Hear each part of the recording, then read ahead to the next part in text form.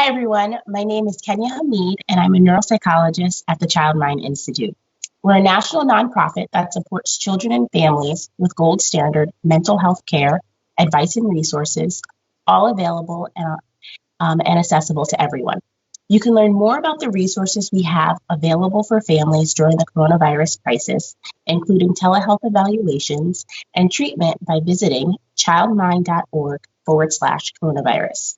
Today, I'd like to talk about answering kids' questions about the coronavirus and answer your questions about that and anything else you're wondering about. Post your questions in the feed. We'll also post some links to helpful resources on childmind.org and the details about the next Facebook Live. Remember, we're here every day at 10 a.m. and 4:30, and we look through your questions daily.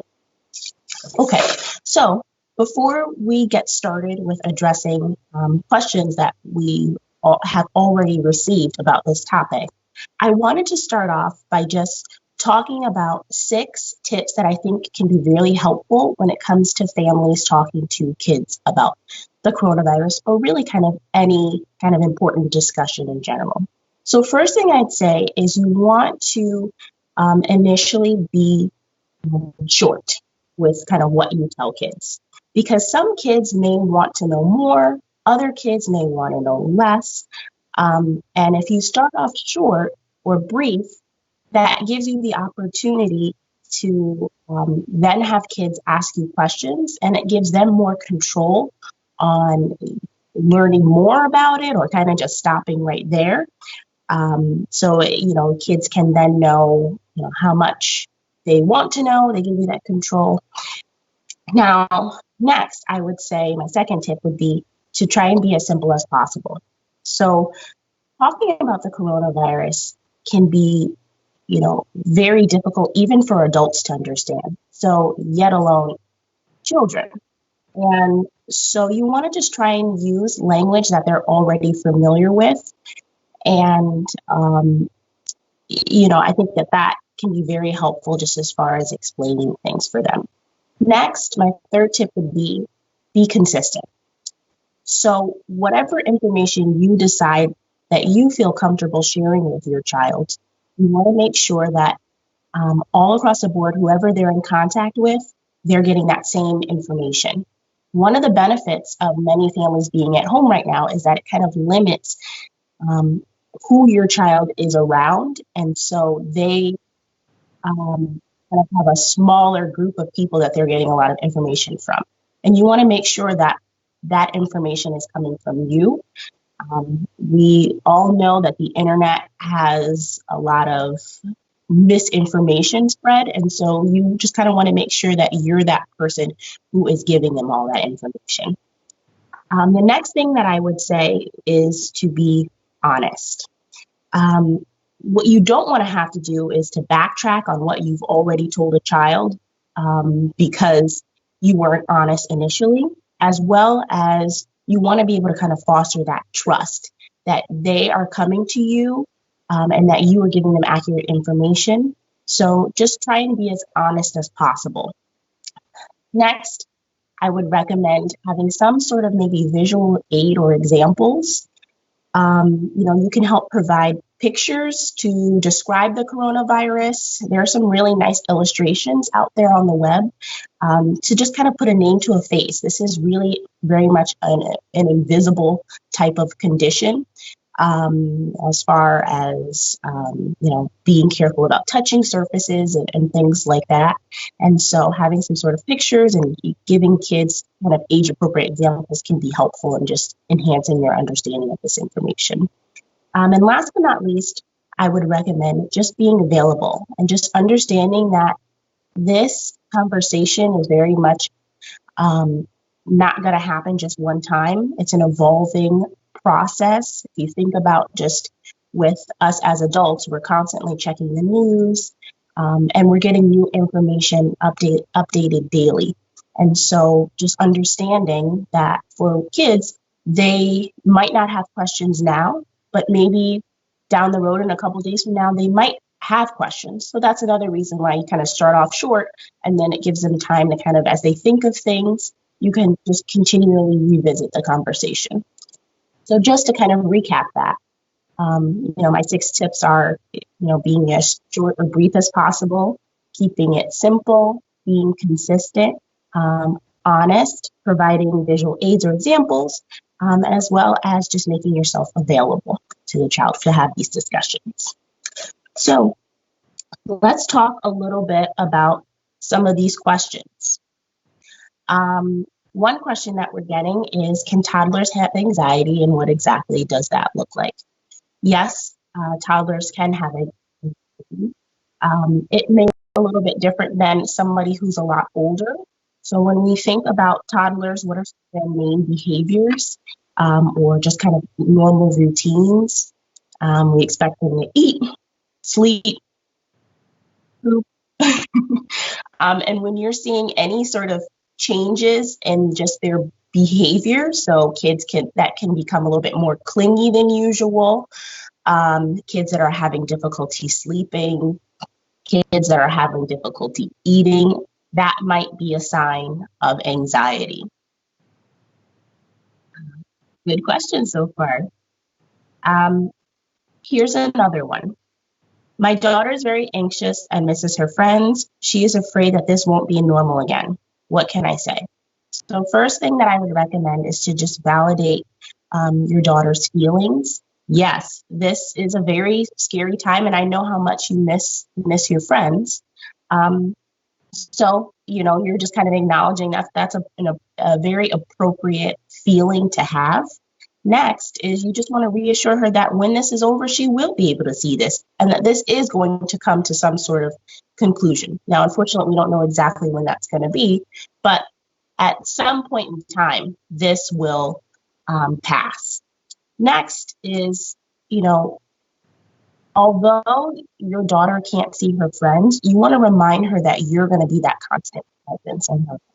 So I know you miss your friends, but mommy's here for you. And that's important because with a lot of uncertainty, kids worry about kind of who's going to be here for me.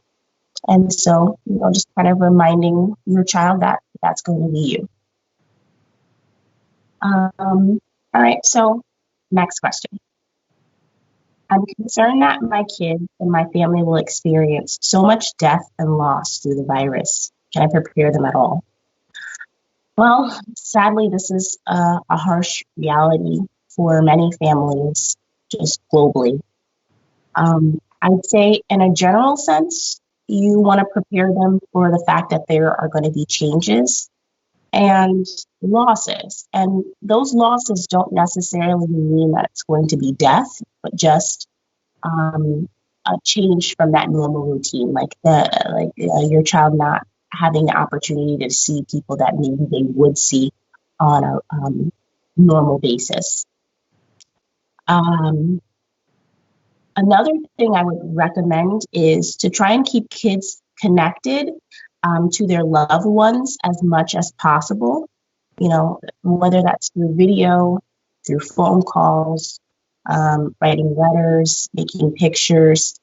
You don't want to have, kids be separated as much as possible from the people that they are close to, those who are familiar presence to them. Our next question is, I'm a teacher and now I won't be able to see my students until next year. How can I share with them how I feel? Well, one thing that I've seen on the news that I thought was pretty cool was teachers like holding a car parade for students. Now, for some teachers out there, you might not have any idea where any of your kids live, or they just kind of live kind of too spread out. And so maybe that's not really realistic. But if you have the resources to do so, that could be a fun way. Another thing that you could do is like hold a Zoom class meeting with your students. And this could just be much more like on an informal basis to kind of just catch up with everyone and see how your students are doing. As well as maybe sending them an email or even making it more personalized with like handwritten notes, just about how you're feeling and how you're missing them. Okay. Good questions. Our next one is, my son is 10 and keeps asking me when this will be over. I try to tell him that it's uncertain and emphasize that what we're doing, but he keeps asking. How can I? Well, first and foremost, this behavior is very, very, very normal. Adults are doing the exact same thing. It's, when can we open the country? When can we return to our jobs? When is this going to be over? Everybody's asking these questions. So I just kind of encourage you as a parent to just be as patient as possible. Remember that these conversations that I had spoke about earlier, they're going to be ongoing. And it makes sense that, kids might be getting kind of fed up with how much has changed and how much they kind of want to go back to normal, as are you as parents feeling the same way. And so just kind of as best as you can, be patient with kids. One thing that I recommend that you can do too is try and set up days or time to specifically have this conversation. And so it then encourages kids to just kind of stop asking across the day, because you've set up specific times where this will specifically be discussed. Also, what you could do is to try and steer this conversation when you do have it to what maybe is the underlying question that they're really trying to ask. So if a kid is asking when this will be over, it's because they're thinking that there is something obviously they're missing or something that they really want to do or get back to, right? And so just trying to hone in on what exactly it is that they're trying to get back to or they're looking forward to, and having more of a discussion about that, whether that's they really want to be able to go back to the park, or they want to go and see their friends. And so having more of a specific discussion about just friendships, or what are we going to do when we get to go back to the park, or we get to, go to the mall. And that can help divert some of all of that kind of fear and worry and those repetitive questions that you're getting about when is this going to be over. And so you're making it much more concrete and specific. All right, my daughter's a teenager with anxiety and something with distance learning. Any tips to help her focus on school?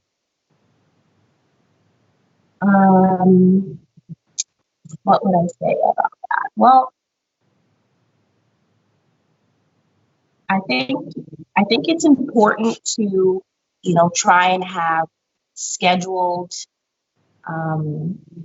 times to focus on school. And so setting up some level of structure at home can be very beneficial. It may not be something that your daughter is able to do on her own, and so she may need more support as far as just initiating and getting started on focusing on school.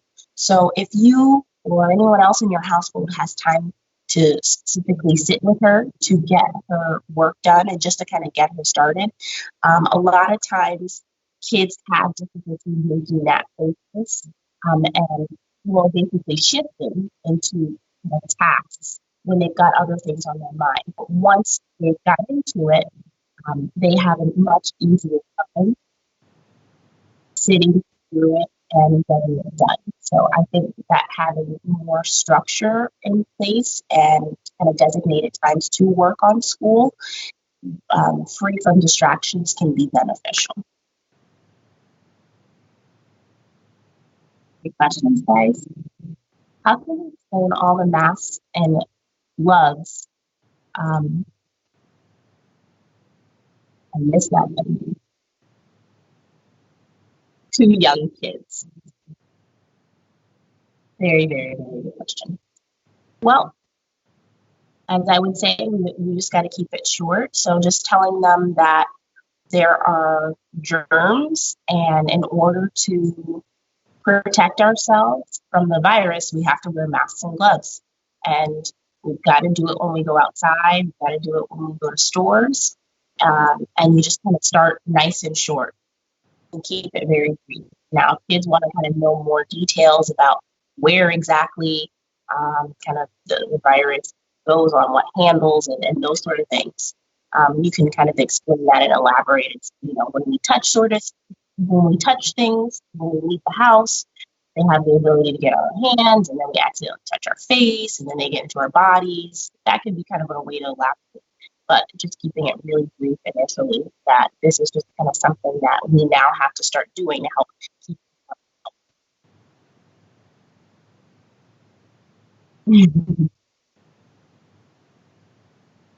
That's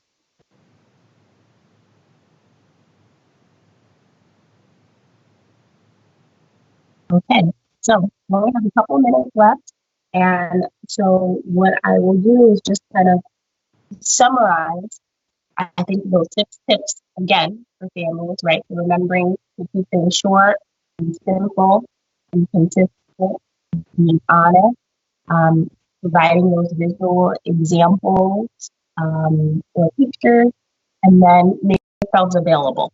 Just kind of thing repeated discussion. Um, there. So I want to thank you all again for joining me. I hope it was helpful. And remember, we're here every day at 10 a.m. and 4:30, and we look through your questions daily. Text the post with the topic for our next live. The Child Mind Institute is here to help with the mental health and parenting needs of this coronavirus crisis, no matter where you are. We have resources to help from daily tips, consultation, gold standard telehealth treatment. Go to childmind.org/coronavirus. Be safe and thank you.